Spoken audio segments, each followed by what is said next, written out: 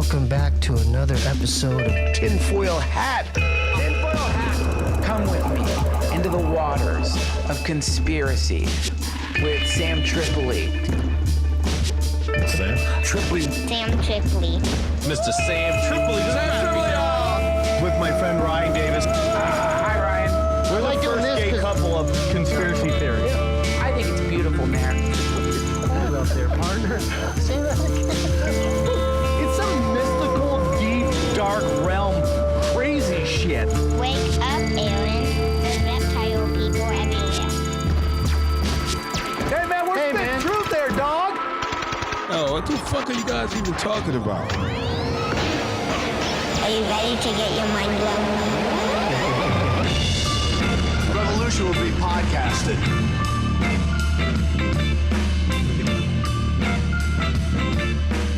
And we are back in the bunker for another tin foil hat. Guys, thank you guys so much for tuning in.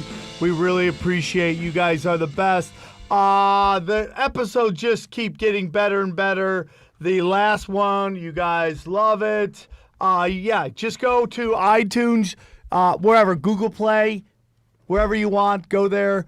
Find it. It's we had the last two came out. First of all, join me as my partner in crime, my Aquaman to my Batman, the most off the grid dude you'll ever meet in your life. One of the coolest cats I know. My good friend Ryan Davis. That's right, Sam. I'm here and I'm ready to get weird. Yeah, for sure. So, guys, super excited. Go to SoundCloud. Go to Tinfoil. Go to SoundCloud / Tinfoil with Sam Tripoli. Go to all your places you can get it, whether it's a Stitcher, iTunes, you name it. It's there.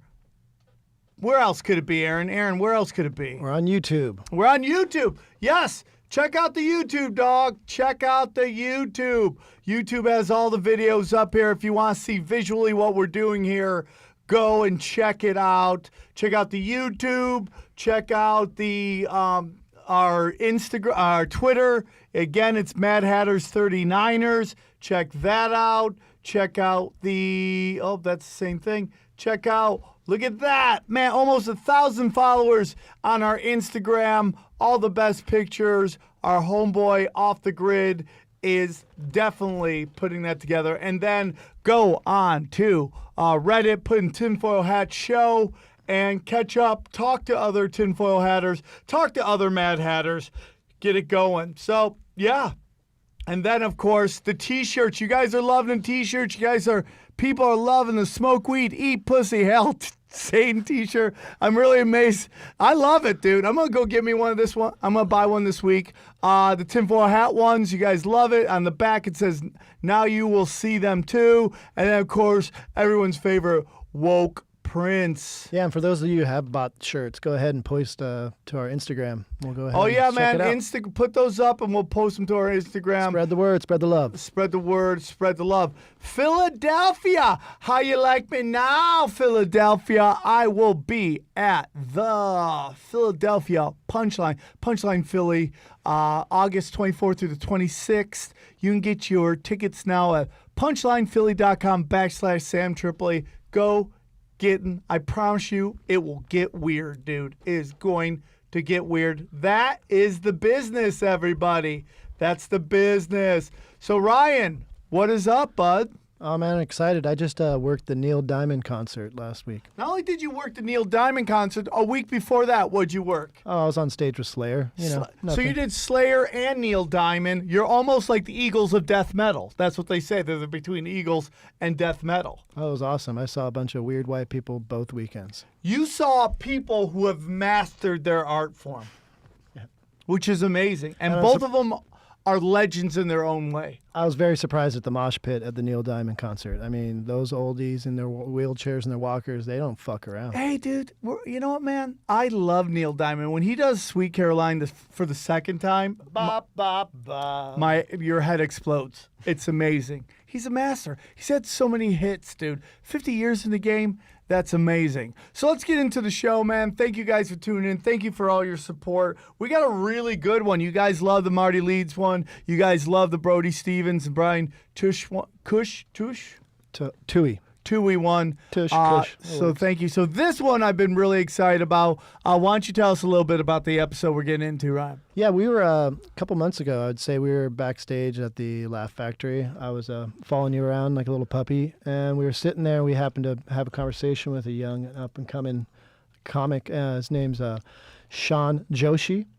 And we started talking about you into anything fringe, conspiracy, and he was like, you know what, I got a really good case for some historical evidence of something very interesting, which we're going to get into. So, no further ado. Please welcome Shaan Joshi. Joshi, hey, what's Bam. up, guys? What's Thanks up, for Sam coming, Tripoli? dude. How you doing, Rhino? Thanks for having me, bro. Thanks for coming on the show. We really appreciate it. I'm super excited about this topic. Can you tell everybody where they can find you on the internet? If you are on the internet, or are you like this guy off the grid? I respect off the grid, man. Yeah. I wish I had the bravery to be off the grid, but I'm in between two worlds because the Yeah. comedy thing, you have to have some footprint. I get asked that all the time. If I wasn't a comedian, would I do Hell no. social media? Hell would be no. off It it. feels Sorry so about that. fun. I'd be I would off go it. straight Kaczynski. I'd Yeah. be right in the bunker Yeah. next to Rhino. Living in the You know what I mean? forest, hunting with my hands, Right. making love to wild women. You got to, and hairy women. Yeah, there we go. Let's make that Harry, friction, baby. full bush, 85. That's I want forest kindling. People keep talking about 80s bush. I want 70s, Bush, man. I'm pretty That sure was that's even how crazy. flossing was accidentally discovered. You know Hold what I on, mean? hold on. Aaron, did you just shake your head about that? I did. You don't like Bush? Can't do it. No. Why? A little bit? No. What about Harry Pitts? No. You like smelly pits? You like Kids Hey. these days, man. God, We could Aaron. not make love, Aaron. You're That's all so I gotta say. judgmental. It's an We're acquired so taste, you No, know? it's not. It's very natural. You know, it's acquired taste. Having your 30-year-old wife have a snatch that looks like it's 15 years old. That's called acquired taste. That's called the fountain of youth.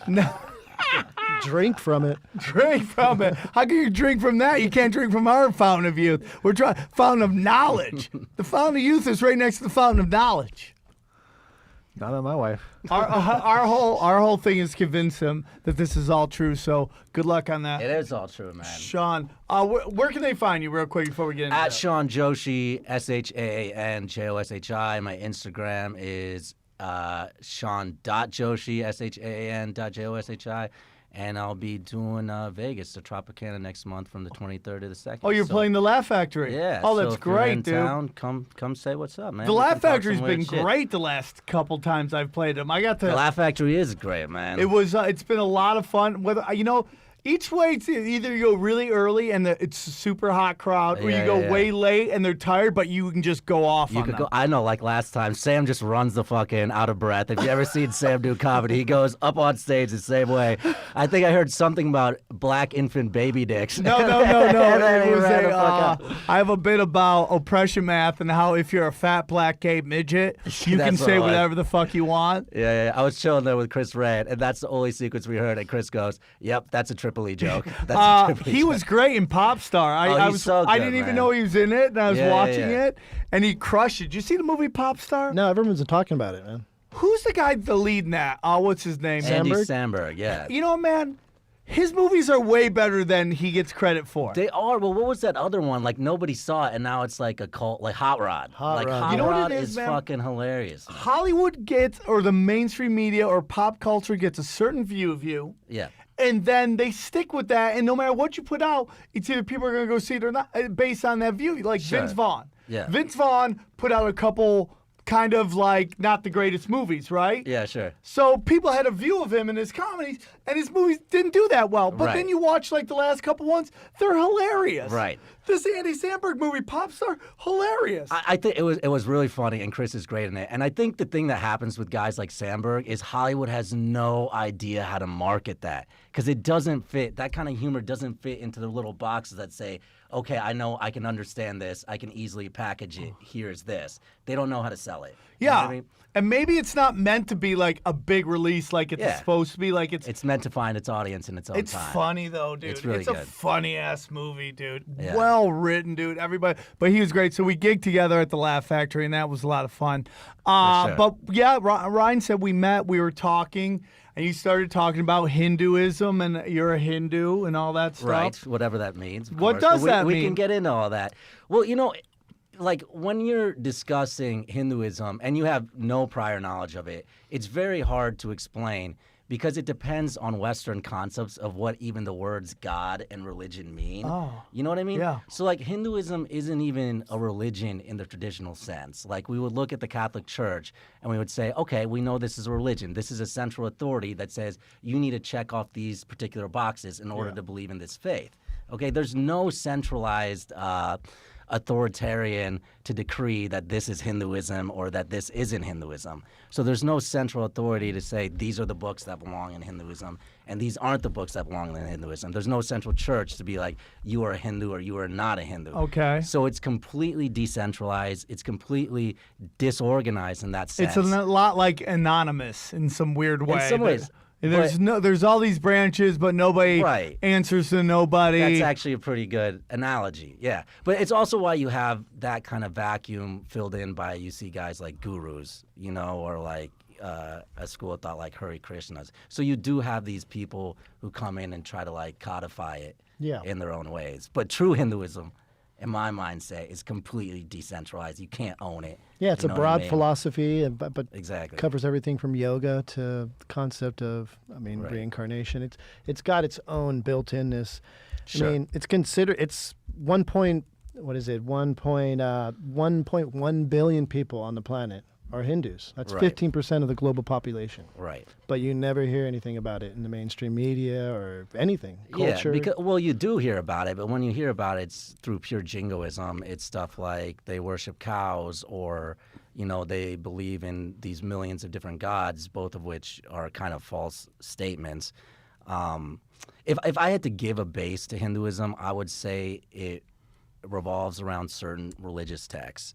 And I would say the base of Hinduism are the four Vedas, what's called the Vedic texts, which include the Upanishads, and then what's the post-Vedic texts, which are more commonly kind of consumed and understood in the West, which is your Mahabharata, which is your Bhagavad Gita, which is your Ramayana.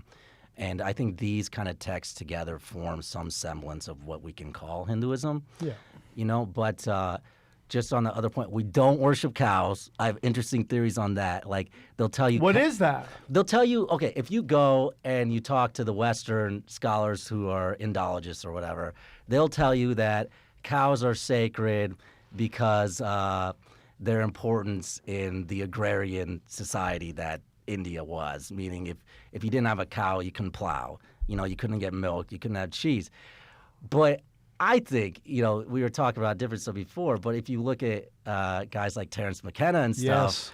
I think it makes way more sense, especially when you talk about these deep philosophies that these people have 9,000 to 10,000 years ago, and then you just have cows, and then you have what grows from cow shit, and then you have these amazingly intricate philosophies. Like, where does this ponderance come from? Where does this occurrence come from? To me, that makes a ton more sense as to why something like that would be held sacred. Like, they didn't have any PlayStations in the year 9000, but they sure as shit had, mushrooms and stuff. Oh, so they worship cows because they make magic mushrooms. That's what they're my like, shit they're like the is. magic mushroom machine. They're like the yogurt machine of magic mushrooms, where you Absolutely, just man. grab the cow's tail Yeah. and pop out What, a couple what would magic you be mushrooms. doing in 10,000 BC? Dude, I totally get it, dude. Yeah. I'd totally get it. I'd be dropping shrooms left and right. I'm Exactly. trying to find DMT. I mean, I've been working on it. I found it once. I found DMT once. Did you do it? It was great.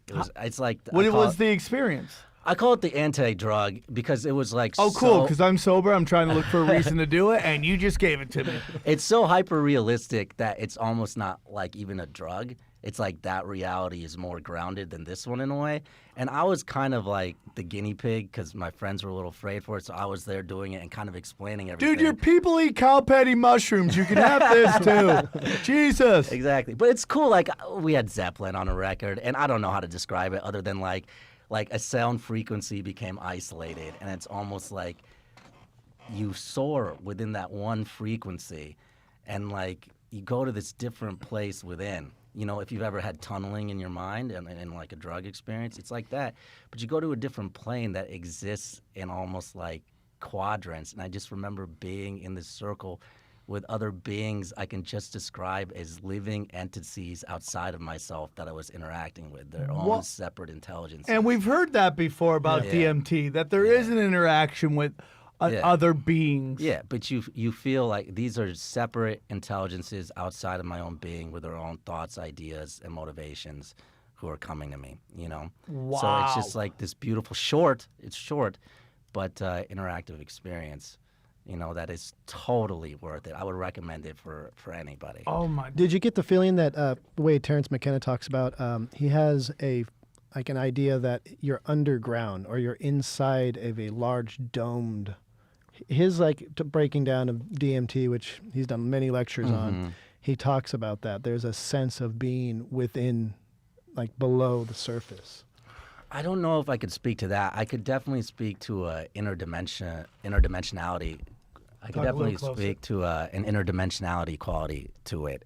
Well, I don't know. I don't really feel like I was underwater in a dome. I just felt like I was in a different kind of place, like existing within the same kind of realistic structure that we have, but that was just on a different frequency or kind of plane. Unbelievable. You know?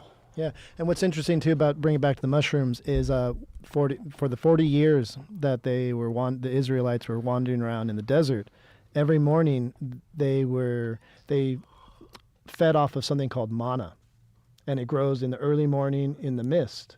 And many people have discussed that that's most likely than not mushrooms as well. So you're telling me these Jews just wandering through the desert were just microdosing? Why do you think it took them 40 years? Yeah, man? You know they're what I mean? all lost. They're all lost. it They're all explains just why. walking around? I mean, you know Ari. He's a big proponent of Yeah. mushrooms and the Jewish faith. I mean, it makes sense to me. Like, you're talking about, okay, when did humans start to make stuff like agriculture or build buildings? And we tend to think like civilization emerged at the end of the last ice age, which is like 10, 12,000 years ago, right? So then we think humans have been pretty much anatomically correct for 200,000 years. So you're telling me for 190,000 fucking years they were doing nothing but sitting on their fucking asses? I doubt that, bro. Yeah. I seriously doubt it. And I think, what are you talking about? What engenders that change? What can cause that change? What can be an agent of that change? And the only thing, looking around at me, that makes any sense that would do that is psychotropic substances, because it would lead them to a deeper understanding and a deeper questioning kind of who they are, what they are, and their place in the universe. Like, just even whether you believe in God or not, the ability to believe in God is such an amazing evolutionary step, you know? And you may be able to say the ability to believe in God and reject it is a higher evolutionary step. Yeah. But even to simply conceive of God and your relation to it is such an amazing place on the evolutionary chart. So to me, I think if you go from monkeys to this, that's the one thing that makes sense. Yeah. You know? I love it. This is great. Shrooms made us into people, huh? Shrooms made us into people. Or dog. aliens. It could go either way. It could It could go either way.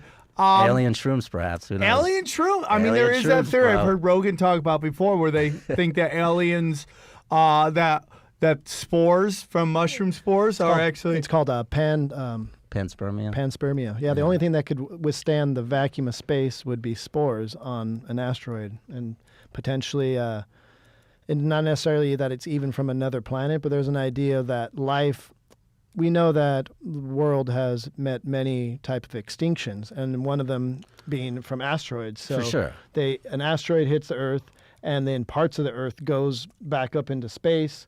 Now the whole Earth has become like a dead zone, and then thousands of years later, that same asteroid containing parts of life, microbes, comes back and reseeds its own planet.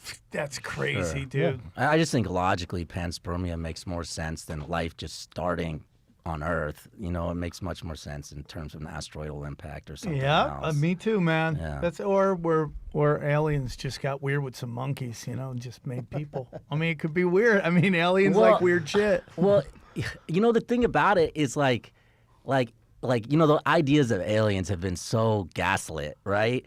But just looking at it from a mathematical and actually what's possible sense, that's much more possible than God. You know what I mean? 100%. Like, that's actually something physically possible within this reality. Was that a record? I went 20 minutes without saying 100% on this show. I respect that. No, I totally agree with that, man. Yeah. Man, we just had this really great episode with this guy named Marty Leeds, and just like the numerology of the Bible Right. and all that stuff. And it's just like there's some really intricate, intelligent shit that happened a long time ago. Oh, for sure. That's way smarter than what anybody else thinks, and it's like, it's like as smart as your iPhone is, and it's like this is such a smart thing that some of us don't even have no clue how to really operate. We just know they tell us do these buttons and it works. Your iPhone, right? Like there were people doing the iPhones, but with the Bible. Do you know what I'm saying? With all this like really the intricate, and all that stuff. stuff. Like, so I totally believe in all that shit. That there was some really in-depth shit, and over time, like we've done stuff on the Black Sun, and like just basically, man, was there like a smear campaign with Lucifer, and does Lucifer represent Earth, and and it's just like, yeah, man, there's like some really smart people at work creating some really smart stuff. Well, I tend to think that, just on that point, I was trying to, piggyback on that point before, that civilization is so much older than we give it credit for. Yeah. This idea that, we just emerged and started doing shit 10 or 12,000 years ago at the end of the last ice age is completely inane to me. You know what I mean? Because of course we're going to reemerge from the Ice Age, but the real question to me is all the shit that happened before the Ice Age. And we're such a forgetful species. We don't remember ourselves whatsoever. Like you had the burning of the Library of Alexandria, and that was supposed to set us back how many, years? And then even like on practical terms, you look at Roman architecture, like the archways and the domes. Like we weren't able to build that shit again once we lost that knowledge for a really long time.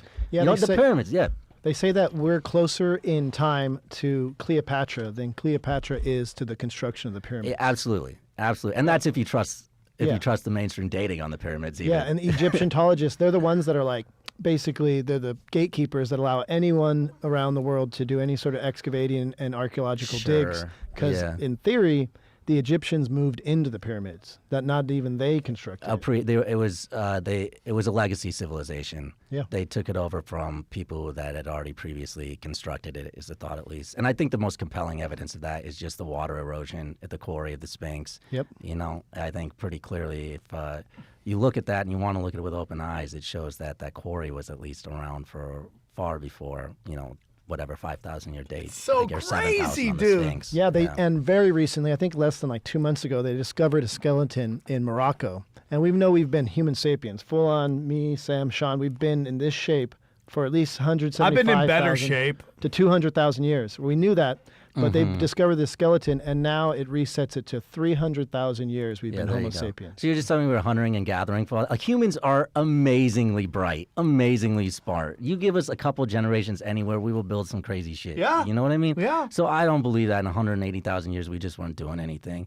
And I think part of that is you look at where civilization arises, and so much of the time it's on the coast. It's access to waterways, right? Yeah. So what happened in the Ice Age and stuff, Once all that water receded, we build up on the coast. The Ice Age goes away, the water rises. All that evidence is going to be coastal or submerged, which even in India you see there's a lot, actually Krishna's city, it's called Dwarka. For the longest time, they thought it was just a myth, much like they thought Troy was a myth and Troy wasn't a real city. And then at the beginning of the millennia, they unearthed, proof of structures of Dwarka being there and have dated it to at least 9,000 years old. Jesus. You know what I mean? And it's right there on the fucking coast and shit. So I just think the Ice Age hid a lot of our previous history. And, science, as it should be, and archaeology is so kind of slow to kind of see that. But I think now through sites like Dwarka and, Göbekli. Do you think it's slow on purpose to keep a narrative going that keeps people, not all people, but a lot of people, in particular in Anglo-Saxon countries, to keep them under control? Because if you like I've always said, if the aliens come, I think there's a lot of religions that just get thrown right out the window, and that scares the shit out of a lot of people. The Catholic Church is already hedging their bets on that. They said if aliens come, we can absolutely conv't them into Christianity. Oh my God, that's so funny. Yeah, they said that just within the past 5-10 years. I don't know if it's, and this is just my view, and I don't know if it's like a system of control so much as people have scholarship that has been dedicated, that they built their whole careers upon, and their whole legacy is built on that. and it becomes part of their egoic identity. This scholarship, this idea that this is this way or this is that way. A great So if example you of attack this- that idea, you're attacking who they are in themselves. Can't agree with that more. If you look at this whole Russian hacking thing with the DNC and how in a year there's been no substantial proof of any DNC hacking by the Russians, yet I have friends of mine on Facebook who refuse to give up that narrative because that means the last year of their life was all bullshit. Sure. And we could go back and forth. I know that I think you might have a different view of that. I probably have a little bit different view. But respectfully. Yeah. But my point is that stuff comes out and the narrative keeps changing. They refuse. They stay on that. Sure. Because it would mean that the last year was all bullshit. Sure. I think you see that so much in scholarship as it relates to especially archaeology or things that we're talking about. And even you see it in everything. I mean, religion, you see it. What is religion but that right there? You know what I mean? And it's not necessarily religion, but it's that mindset. It's the egoic mindset that kind of cultures these objects that we attach ourselves to, both thought objects and like physical objects and stuff like that, which is also why people have such a hard time discussing stuff that they care about. Like as far as the Russia stuff, like even if no matter how much you agree or disagree, you should be able to talk with This with is the somebody. whole point of You this know what I mean? podcast. Yeah. Is that it's an open discussion on topics that some people just either think too taboo, too emotional about. It's an open discussion. Sure. Yeah. And that's really what this tinfoil has all about. It's just really dialogue and discussion on alternative topics. Right, But let's sure. get into this because I'm Okay. really excited to hear your take on everything. Sure. So you mentioned a couple the main books that, as you said, post. Yeah, they're the Vedas, which with the Upanishads are considered kind of the core texts of Hinduism, and those are like 10,000 BC. And then you have the post-Vedic texts, which are like the Mahabharata, which Mahabharata contains the Bhagavad Gita There you go. and the Ramayana. What turned me on the Bhagavad Gita was I love Alan Watts, and I'd be listening to him, and he'd be talking about the differences in Hinduism and the comparisons to Buddhism. And what not a lot of people know is that Buddhism comes from Hinduism. Sure, Prince Siddhartha, who later became the Gautama Buddha, and the Buddha that we all think of, he started as a prince in India, a Hindu prince in India. Yeah. And from what I've read is that Buddha is the 9th incarnation of Shiva. See, this is where it was important to bring up the point earlier about there being no centralized kind of authority figure to delegate that. So you get a lot of these different groupings. Now, I'm not familiar with that, of it being the 9th incarnation of Shiva. I'm guessing that's a Shivite belief. There you go. Like you have people who are Shivites who are like Shiva-centric, and then you have people who are like Krishna-centric, and then people who are like Vishnu-centric, that they have their own little... I hesitate to use the word cult because it has its own connotation, but in the dictionary sense of the word. Is it almost like how you have Catholicism and then baptism and so on, Protestants? They're all kind of under the same thing, but they all have their little take on it? Different things. And I would say Buddhism is a much more codified religion than Hinduism is. Because you have that central authority figure who is Buddha, who all the teachings and the beliefs are based on that, and we have kind of more of his historical records. Like Hinduism is really a vague and nebulous thing, to the point where you could argue it doesn't exist. I mean, even the name Hindu is like a Persian Arabic word given to people in the Indus Valley who were worshiping. That's all it was. And to try to understand Hinduism, you said there's 1.1 billion Hindus. There's probably 1.1 different versions of Hinduism. Yeah, and from reading Alan or listening to him and reading him, I read the Gita, and then I'd listen to another guru of mine, Duncan Trussell, lovely man. Yeah. And he talked about the Hare Krishna temple. Sure. Over there is in Venice or Culver City. Is there one over here? I'm Yeah. not familiar with the one here. I went to the one in West Virginia. Yes, the big one. Yeah, which was very beautiful. And so I was like, you know what, I'm open-minded. I'll go check it out. And I went and checked it out, and it was beautiful. It was cool, and they talked to me. They didn't there was no conversion trying to get me to sign up. But I got that idea, and that's their thing. Krishna is love. And they're a Krishna-centric version of Hinduism. You know what I mean? Where the other ones you were saying were maybe Shivite. Yeah, so that's... And what is the difference between the two? Well, they're just different deities. It's like Shivas and- NFL. We got the Falcons. We got the Brontosauruses. We got the it's just different teams, but it's all in. I love those below it. Boston Brontosauruses. the They're Boston going to be Bron- great. They're gonna be good this year, They're gonna man. be I good think they this got year. that defense turned Yeah, around. You know what I mean? For sure. I think they're gonna be good. Yeah, and so they gave me their Gita. They're like, oh well, this is our, and I'm looking at it, And the Gita is... It's they had their guy Prabhupada. So he's their guru who has made their interpretation of what Hinduism is. And is he alive now, or is he from He's a no long time He's ago? no longer alive. He's no longer alive. He's OG? He's OG. But even these Hare Krishnas have their own. It's like I would compare it more to like Mormonism within Hinduism because they have their own kind of things going on. Like they think the moon is like half the distance it really is, and like stuff like that. But I think what Hare Krishna does is they wanted to give something that the Western mindset could understand as a vehicle for Hinduism. So they have a more hierarchical structure than what Hinduism. Hinduism is really punk, man. There's no center to it. It's true. Yeah.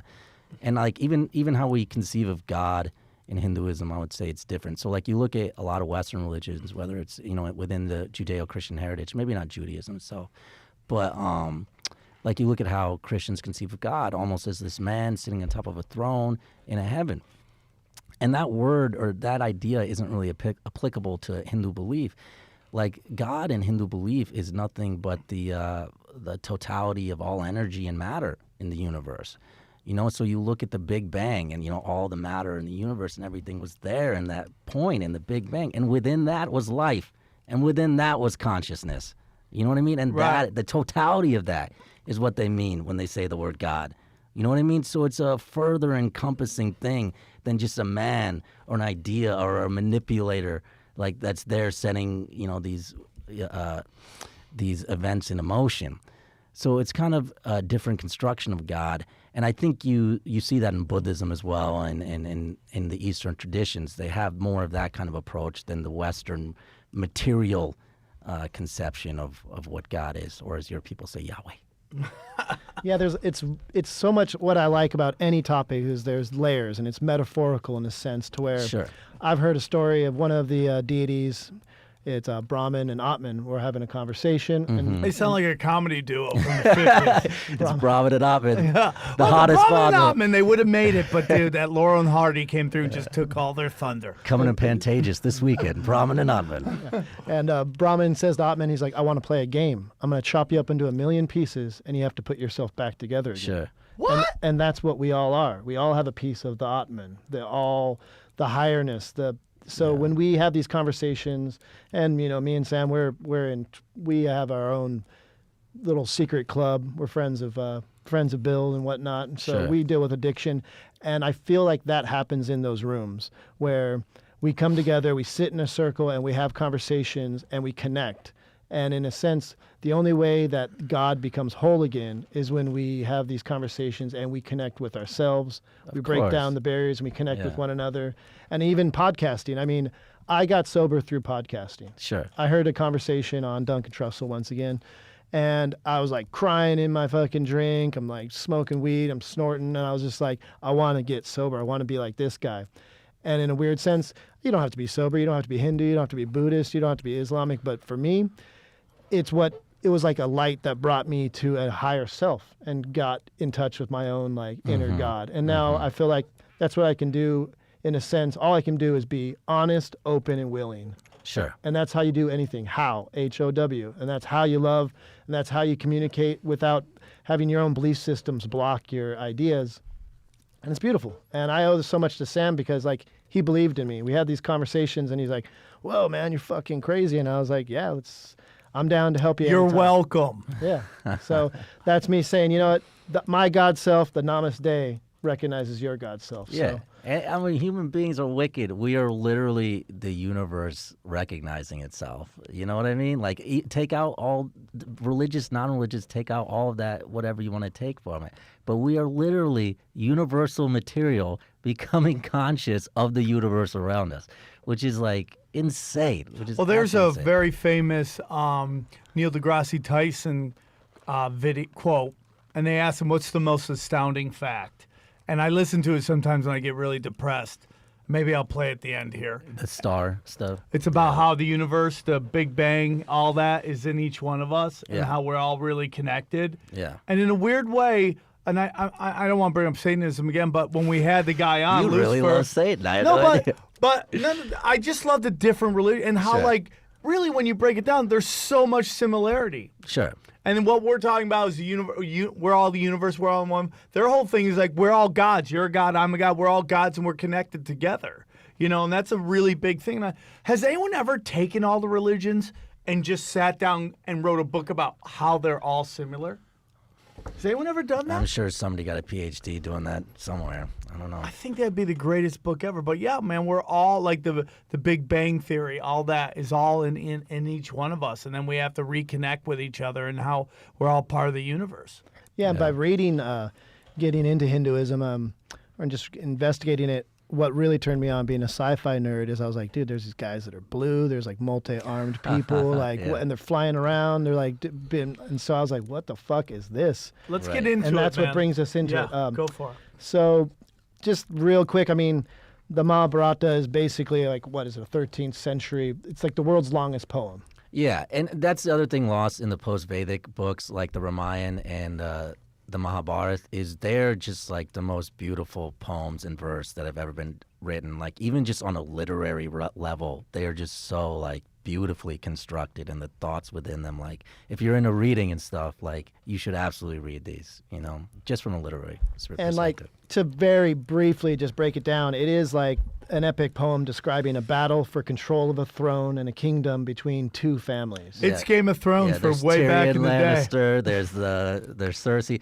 No, yeah, it's the story of the Kauravas and the Pandavas, these two clans who have come to war with each other, and it's the story of this war and Krishna's role as a central figure in it, and how it plays out between these two families, the Kauravas and the Pandavas. But within it, of course, is all kind of allegory and parable and lesson and history as well. It's a 1.8 million word poem. Yeah. That's unbelievable. Yeah, it's insane. I can't believe no one's tried to beat it. And I mean, if you Google search images for what you'd find in there, so they battle on the ground. It's ancient times, using spears and arrows. They battle in chariots. But one Right. of the things that's really interesting is that they battle using vimanas, Vimanas, which are flying palaces or chariots controlled by the mind. Mm-hmm. And it's pretty weird because when you see Hindu temples, they're designed after these vimanas for the most part. They have the same shape to them. And they're beautiful. They're really intricate, but they described them in these books. And so they'd fly around and they'd battle in the sky. So, I mean, that's weird enough for me that a religion talks about like sky battles and... Right. And the way that I came to understand these things are a little different because, you know, I became really kind of intrigued by the philosophy behind Hinduism, like, you know, my junior and senior years of high school. So I really started to read. Where was this high school? Where'd you go to school? I went to school in Indianapolis. I'm an Indian from Indiana. Yeah, and I grew up in this town called Carmel, and I was really interested in Hindu philosophy and stuff because I didn't quite understand it myself. And one of the texts I came across was the post-Vedic text. It's the Bhagavata Purana, okay? And within this, the descriptions that they have, and I brought some with me, I'll read them. The descriptions that they have about these airships and these vimanas and the battles are like so stark and so plain in the term. It feels like you're reading like Lucas's Star Wars 8 script or something like that. Like the way they just use airplanes and like flying and like the battle. It's so matter of fact that you really are kind of like wondering, what are these people seeing? Like what are it's they looking actual. It's not like they're writing science fiction, but they're yeah. doing almost play-by-play or Yeah. like reporting the news on this at? situation. Yeah, exactly. And they're very they're prominent in the Mahabharata, like Ryan was saying. They're really prominent in the Ramayana, and they're also mentioned in the Bhagavata Purana, which is the creation and the death story of Krishna. And if you guys want me to read this, I can read kind of a gnarly little thing from here. Read a little. I love this, dude. Because you got to know something's going on, dude. Yeah, but these things, like you said, and not only, before I get into this, but like, not only do they mention it, there are entire like treatises and texts about like the operation of these things, to the point where like they're telling you how to make sea landings, like Sully style with these things. You know what I mean? Like there's specific instructional operational manuals and shit. Yeah. Okay. Holy shit. So, like I was telling you about Dwarka, like that Krishna city that they didn't think existed, and now they found it. This is actually telling the story of a battle at that this evil king named Salva attacked it. Okay, so this is the 10th canto, the Bhagavata Purana. So Salva sent his army to seize Dwarka below. As he flew overhead with every weapon he could throw, while tree trunks, hailstones, snakes, and deadly thunderbolts rained down. A whirlwind fiercely threw up dust, eclipsing all around. The citizens of Dvarka were frightened and harassed. Pradyumna, Queen Rukmi and Krishna's son, assured them, "This will pass." Assembling great heroic Yadu warriors and guards, the mighty Salva continued to bombard. The armies clashed, their weapons crashed, and witnesses were stunned. As if he was the darkness and Pradyumna was the sun, the wicked Salva quickly found Pradyumna's golden shafts, which had punctured him and all his men. He energized his craft. The plane transformed to many airplanes, flying everywhere. Then it was one, and then it simply vanished in the air. Although Pradyumna's prowess pleased both friend and foe alike, the airship's mystic powers made it difficult to strike. At one point, Salva's airship seemed to nestle to the ground. Then it appeared in water, on a hill, or flying round. The airship whirled and blistered like a fiery baton, and yet the Yadu army stood its ground and battled on. Wherever Salva showed his airship, Yadu arrows rained. Their burning poisoned shafts left Salva's soldiers hurt or slain. Dayuman, the chief of Salva's forces, snatched his club of steel and fought off his foes and struck a blow that made Pradyumna reel. Damn! You know? Not only did it was very descriptive and it rhymed. And it rhymed, Leo. It was It's like almost Tupac. like when that substitute teacher tries to reach children through rapping. So when does that text come out? This one is like 400, 500 BC. And they're already talking about airplanes? Yeah, they use That's unbelievable. airplanes, airships, aircrafts, and the references to it go back. There are a few references in the Vedas, I believe, about Vimanas as well, which is a 9,000, 10,000 BC text, which is 12,000 years before. I mean, just the word airplane. Airplane, is airship. so He interesting. energized the craft. What the hell is energized the craft? So interesting, dude, because airplane isn't something that comes for a couple thousand years or 1700 years, Well, very interesting. Yeah, and there's also a lot of ethnocentric kind of stuff at play in terms of we don't see other cultures as being able to progress past Western civilization, when in the past these cultures were far beyond where Europe was at the time. The Chinese, Japanese, a lot of Middle Eastern cultures, India, were far beyond where Western cultures were at the time.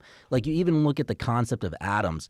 We have a Swami 4,500 years ago is laying the principle of atoms as a foundational part of the universe as it relates to Who did this? multi-dimensionality and multiple universes. Okay? Like, fuck Columbus thinking the earth is round and shit. These dudes were talking about atoms, multiverses, the entire universal conception. Holy shit. A long time ago.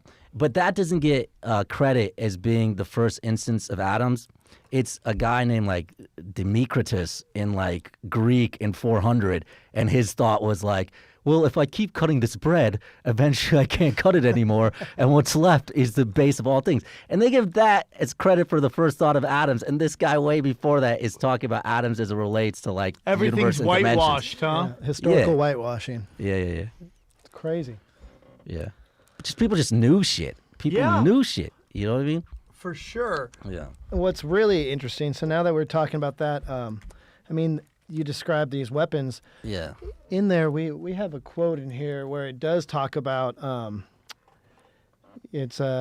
so his swift and powerful Vimana hurled against the 3 cities and a single projectile charged with all the power of the universe. Sure. An incandescent column of smoke and fire as brilliant as 10,000 suns rose up, in which to ashes laid an entire race of Dude, people. that's crazy. Yeah. So we're talking like nuclear war. And I mean, this clearly describes a catastrophic blast. I mean, a single arrow made of light. Yeah, and not to take the wind out of the sails of that quote, because all that stuff is in the Mahabharata, but those are all separate quotes that they stitch together to make it look like one. I've seen that on the internet a lot. It's not one read through Long like quote. that. It's they parse it from different places, but all, that stuff is there for sure. Yeah, they go on. They talk about the corpses were so burned as to be unrecognizable. Their hair and nails fell out. Pottery broke without any apparent cause, and birds turned to white. After a few hours, all the soldiers threw themselves into a river to escape the fire. Yeah. I mean, There's Yeah. a lot of people who think there was atomic weapons used in ancient India, like nuclear weapons and stuff. and that's what gets us into. Most recently, there was a discovery in India, and if you could, it's somewhere you'd probably be able to pronounce it better than us. It talks about the cities that they've discovered. They found all these skeletons, and they were radioactive. Harappa, yeah. So Right here, since the- you've got the Is that it? The Raj? Harappa and Mohenjo-Daro. Yeah. Yeah, I've heard about these. You hear, I can't speak too specifically to this, but yeah, for some years I've heard the rumors that there were nuclear blasts in these cities in the old days, almost like the Cydonia myth on Mars. And I think they did studies there, and I could be mistaken, but the radioactivity in the soil is like some of the highest in the world, and it's right there. And I don't think for any particular reason that they know why it's like that. But yeah, I think when you're talking about ancient cultures and ancient civilizations, we tend to view them in this way where we rob them of kind of their intellectual abilities. And I think part of that you see in this whole idea that we just kind of emerged out of, this ice age 10,000 years ago. If you're thinking the world is a lot older than that and you have another 180,000 years of history behind that we don't really know, then all sorts of stuff becomes suddenly more possible, makes me wonder if there was an ancient Instagram, if there was a Google before. Well, yeah. I mean, there's places all over the world where there's like these super high levels of radioactivity, right? Like Ireland, they said, Turkey. You want to play this? Yeah. So, yeah, let's talk about it. Robert Oppenheimer, Sure. part of the Manhattan Project, did a lot of the tests out at White Sands, New Mexico. He has this famous quote, and it's actually not his. He's quoting. Well, let's go ahead and play it for those at home. We knew the just world listen. would not be the same. Few people laughed. Few people cried. Most people were silent. I remembered the line from the Hindu scripture, the Bhagavad Gita.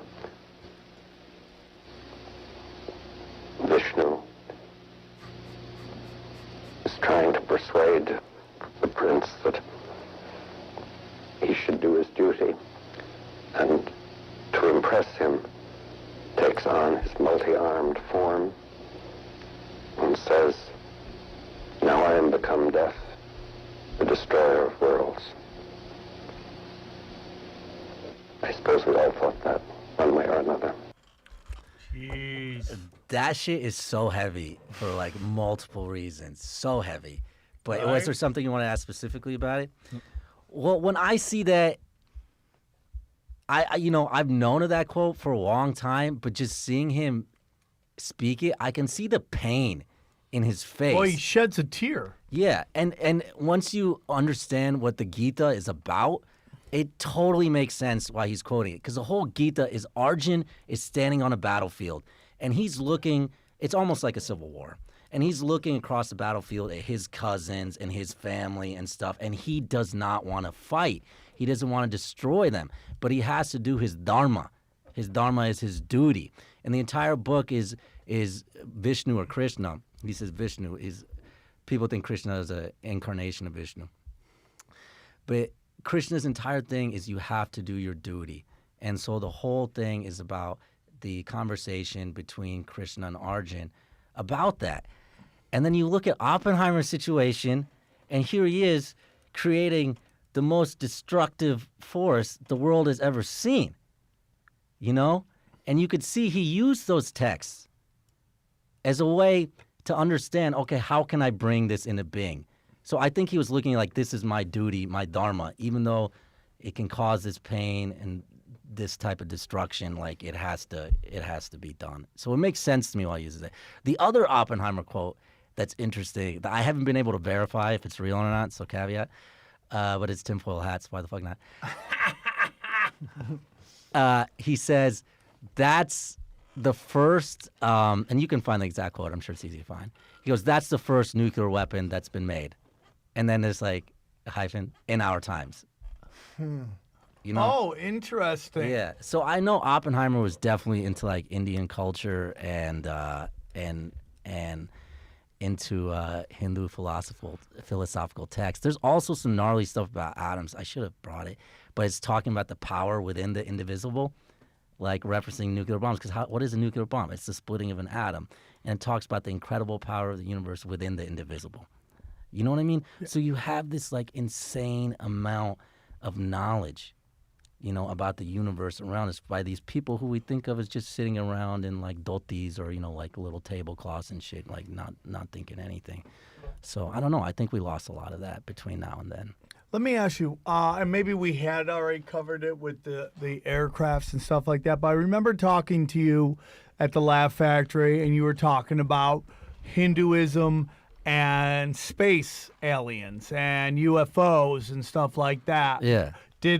Are those crafts what we cut, or do you think there was other stuff within Hinduism that would give, you know, kind of some credence that maybe there are space aliens and we were in fact visited by them? I could speak on that a little bit, and I think it maybe has to do with cargo cults. I think we were having two different conversations. Maybe you're having an amalgamation of, I have like, if I was a prosecutor in a case and I had to prove aliens, like this is my cases that I would bring forth that I've done to very skeptical people, and I can see they kind of think a little bit. But that's a separate conversation. But as far as it relates to Hinduism, or just in general, I mean, whatever. Well, okay, I'll say this. So we're talking about these vimanas, and you know, I'm talking about this these airships and stuff like that. Within different texts, when you read it, it's almost like, and they're talking about these different gods, it's almost like they're describing the ship itself, and like they're not able to conceive it as a non-organic entity.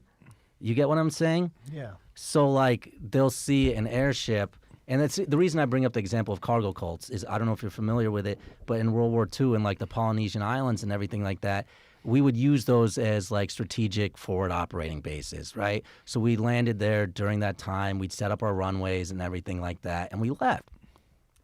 And what they found when they came back, you know, Westerners came back 30, 40 years later or whatever, is you had these islanders, these native islanders on these islands who had built like little figures of the planes themselves, and like built like little, out of straw and stuff, little like U.S. Air Force men and their little uniforms and stuff. And they were praying to like these planes and stuff and these idols for that they would one day bring back the bounty. You know, because on these cargo, I'm sure they had like Hershey bars and like, and like, you know, all kinds of stuff like that. So they came back later and they found that these isolated civilizations had built entire religions and belief systems around those things. Okay? So then I bring up the example of these airships, and you'll have, okay, it would move about in the air, like Shiva would move in the air at incredible speeds, and he would fire his trident down upon the earth, and and you're reading it and you're like, this isn't, like, to me, this isn't a person, like this isn't an organic entity, Like, this is clearly like a ship or some shit like that these people have prescribed these notions of organic life qualities onto. Okay. Because they don't have any conception that something in the sky that can fly like that wouldn't be like a bird or something, you know? When they put the Bible together, there was this whole theory that they left out many different chapters or books from it.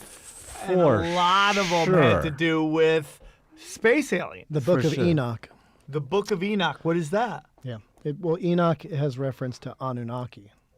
And it's like everything's built upon, I mean, the Bible's just retelling of stories that have happened in the past. Sure. Of course. Like the flood. The flood is present in 2,000 different cultures around the world. Right. Which I would say is the end of the last ice age, which is why it's prevalent. But go ahead. Yeah. Yeah. No, it's what you're saying. All I could think about is when the Spanish showed up and to the Aztecs. Mm-hmm. They thought they were gods because horses had not been in North America for like 12,000 years. Zebras actually came from North America, weird enough. So they see these half man, half animal. All they had was deer, and then they just saw them coming towards them, and they like just got down on their knees because they're like, "Damn, here comes our gods!" And then they just lopped their heads off. Sure. And they never seen like war dogs. They didn't have like tame dogs. And when the Spanish showed up, they used everything they had to their advantage to conquer these people. So it's like these stories, including the belief that they thought they were gods. Yeah. True. One of my favorite, and then there's one thing I want to say about, you brought up an interesting point of when they were bringing together Christianity. Yeah. I want to go back to that if we have time. Do it. But even there's this quote about this like Native American chief, and he had like a dream. I hope I don't butcher this. The Hopi Indians. And it was like a quote, like something like, you know, he could see the apocalypse coming for his people. And he's like, when like iron snakes and roam the land and iron birds are in the sky, you'll know our time is done. You know what I mean? Yeah, that was a Hopi Indian that a shaman had a vision. And he also said in there that when the world is covered in a spider's web. Yeah.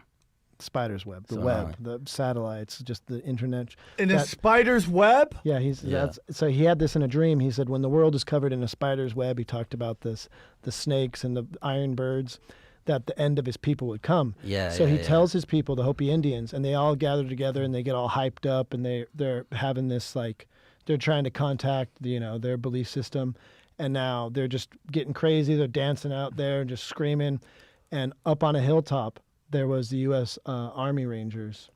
They were watching this happen, and they're like, "Oh fuck, this is an Indian uprising."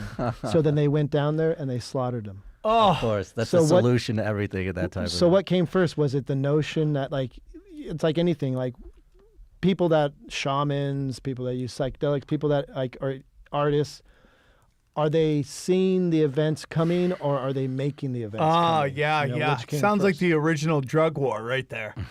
Right? Couple people do drugs, boom, now law enforcement comes in and fucks everybody up. That's great. That's an interesting question. Those Native American traditions are really smart, and a lot of the religions are really beautiful. Like, even in terms of, we were talking about realizing the universe that it is the way it is before a lot of modern sciences, these guys had some really profound beliefs that they don't get a lot of credit for. Like, if you guys ever want to read the book Black Elk Speaks, just that Black Elk Speaks. Black Elk Speaks. He was like one of the last chiefs of his tribe, and the way that he speaks about their religion and stuff is just at such a high philosophical level. For anybody that's actually interested in kind of ancient wisdom, I would totally recommend reading Black Elk Speaks.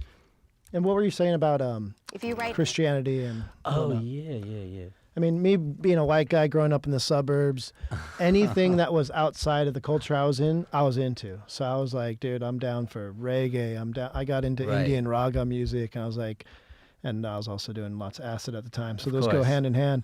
And then Hinduism and Buddhism and all the way down to Taoism. I was like, dude, I just couldn't eat it up fast enough because I like to see different points of view, perspectives. Sure, yeah, I can go into that real quick. First of all, like, Hinduism is like such an inclusive religion, to the point that like many schools of Hinduism are actually atheist in their conception. But just to further that point, like growing up, like every place I would go, almost you'd always see like in the little shrines and homes like figures of Jesus and stuff and pictures of Jesus. In Indiana? In No way. Indiana. That's never happened. Well, Never. the Indians in Indiana, I mean. Oh, okay. Like I had a little buddy Jesus from the Kevin Smith movie Dogma, and I Yeah. had come home from college, and my mom had put that in like our little shrine. And the whole thing is like, you never limit. God can show himself in many ways. But the Christ story is really interesting. I'm sure you have some things on it too. But the Christ story is really interesting. If you look at the Bible and the way that it talks about Christ, from the age of 12 to 30, he's nowhere to be seen. There's nothing of it in there. So there's actually more years of the Bible that they don't describe than they actually do. And then you get into the actual story of Jesus's birth, right? And the 3 wise men who come from the east, right?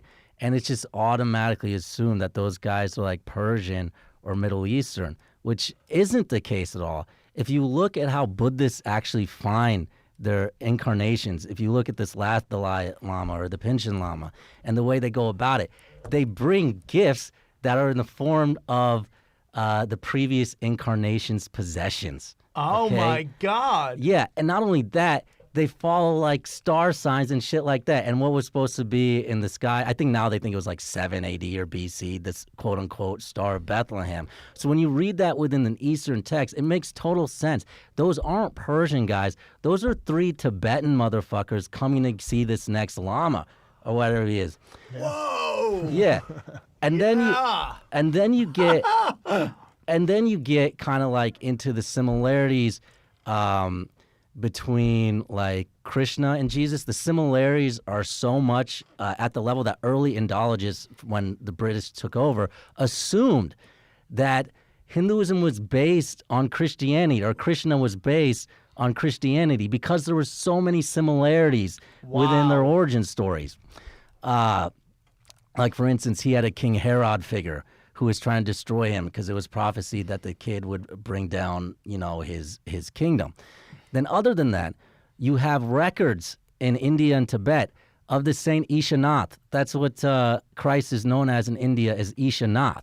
So in India, you ask them, they'll tell you, yeah, Christ came here. He came here and he learned these things. He studied with Brahmanites along the Ganga, and then he studied with Buddhists, and he took that knowledge, that Eastern knowledge, and he came back and he tried to teach it to the West. But this bastardized version is what came out. Like, if you look at Jesus's teachings, they are so different from the rest of Christianity. Like Gandhi would always say, I like your Christ, but not your Christians. You know what I mean? Like, Jesus's teachings are actually very beautiful. The Sermon on the Mount is so different from anything else that you're going to see. And his teachings are so different that Thomas Jefferson actually took out all the other stuff in the Bible other than Jesus's teachings, and he actually has his own version of the Bible. It's called the Jefferson Bible. Huh. It's only like 50 pages long or something like that. And it's all just Cliff Jesus. Notes? No, it's all just what he can seriously attribute as being actually said by Jesus in his actual teachings. So interesting. Like, none of the bullshit. I used to have a joke.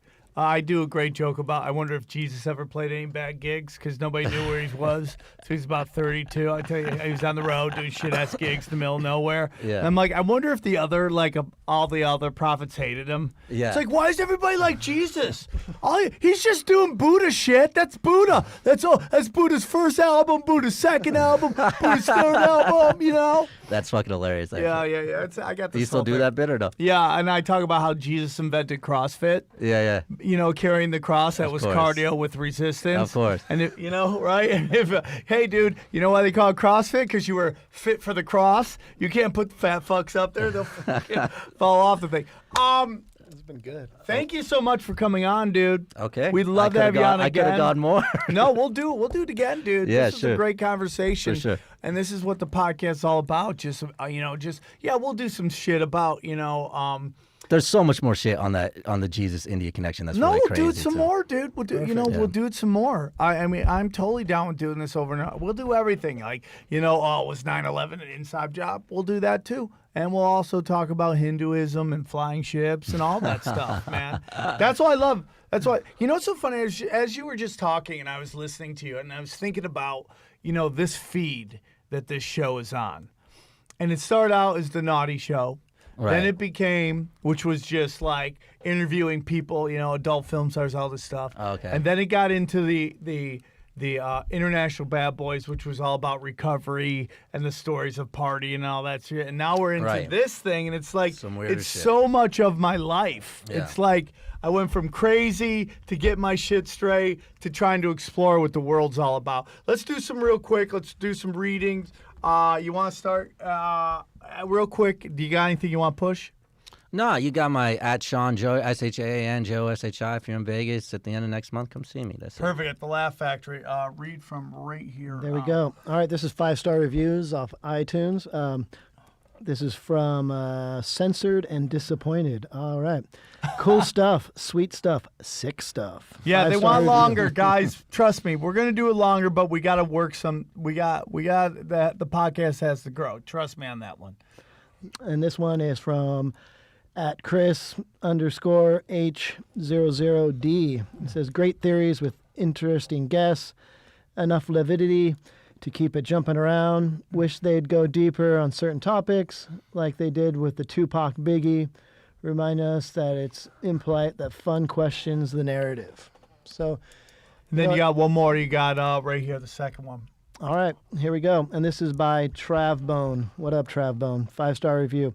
Ryan and Sam have made a great platform for diving and divulging information. Their guests have been great, and there hasn't been a single dull episode. Be sure to watch them all and keep us coming. Great work. Thank you. All right, we're gonna end on. I'm gonna play that Neil deGrasse Tyson quote. It's a good but one. real quick, we got to go to everyone's favorite segment. Aaron, thoughts? I mean, it's fun to postulate the idea that there were aliens in ancient India. I mean, that's awesome. Yes. That would be super fun. Okay, but where's that but? Well, I mean, That's what he's here for. there's no. I mean, There's Hey, he's waking up, guys. He's waking up. You should let me do my case on him. I think I could do a good case on him. Man. Can you I could do- do a good prosecutor's case. okay. I wish we would have done that earlier. Our whole thing is to wake Aaron up. Yeah. You need to, man. okay. He doesn't like that hairy pussy, man. You gotta wake his ass Yeah, up. you gotta wake He him feels up. us, man. All right, so this is the most astounding fact by Neil deGrasse Tyson. If you ever get depressed in your life, you think you're all alone, this is an amazing video, and I hope you enjoy it. And it's going to take us out, and we'll see you on the other side. We got some great shows coming up, man. Thank you for tuning in. If you love the shows, let your friends know, man. Put it everywhere. Instagram, Facebook, Twitter. Put it out there. Let your friends know. Is the most astounding fact you can share with us about the universe? The most astounding fact The most astounding fact. is the knowledge that the atoms that comprise life on Earth, the atoms that make up the human body, are traceable to the crucibles that cooked light elements into heavy elements in their core under extreme temperatures and pressures. These stars, the high mass ones among them, went unstable in their later years. They collapsed and then exploded, scattering their enriched guts across the galaxy. Guts made of carbon, nitrogen, oxygen, and all the fundamental ingredients of life itself. These ingredients become part of gas clouds that condense, collapse, form the next generation of solar systems, stars with orbiting planets. And those planets now have the ingredients for life itself. So that when I look up at the night sky, and I know that, yes, we are part of this universe, we are in this universe, but perhaps more important than both of those facts is that the universe is in us. When I reflect on that fact, I look up.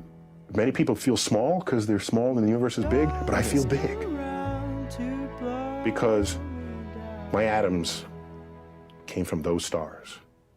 There's a level of connectivity That's really what you want in life. You want to feel connected. You want to feel relevant. You want to feel like you're a participant in the goings-on of activities and events around you. That's precisely what we are, just by being alive.